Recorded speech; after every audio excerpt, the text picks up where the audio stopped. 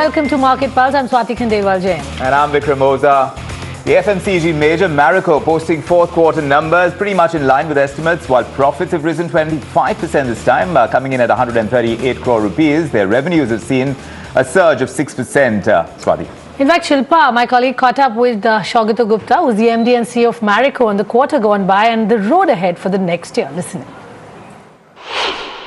If you really look at it, I think most of the franchises in India have done well. As regards international business, after a long time, we got a double-digit constant currency growth and a double-digit volume growth. Although the Bangladesh business, there was a low base. I think in terms of international business, we have been undertaking a journey of driving transformation in terms of driving capability, getting a solid foundation. So that's beginning to pay dividends. In the India business, Parachute was back on growth. Saffola, after some few quarters of not so great performance, we have had now 2 consecutive quarters of double-digit growth.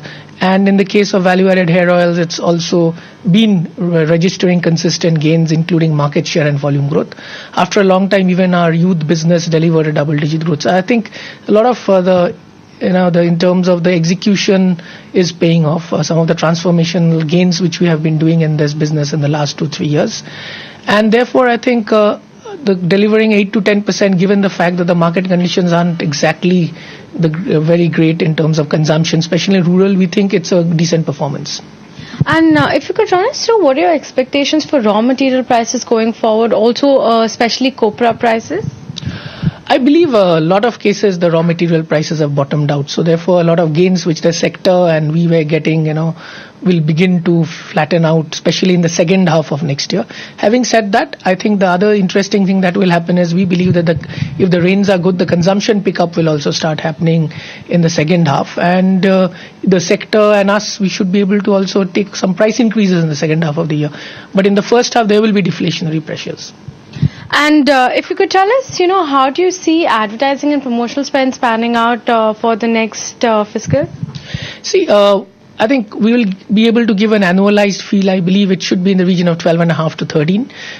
There are some quarters, especially whenever there is innovation, we do tend to increase it. But our entire philosophy is ensuring that we maximize volume growth, we maximize market share gain, and we maximize innovation subject to a threshold level of margin.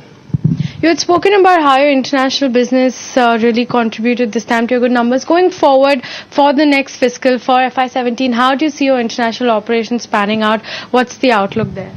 I think there were a lot of issues to be fixed in international business. Most of them have been fixed. And I believe that there is no reason, unless there are some black swans as far as the geopolitical space is concerned, I think the international business should be able to deliver double-digit constant currency growth.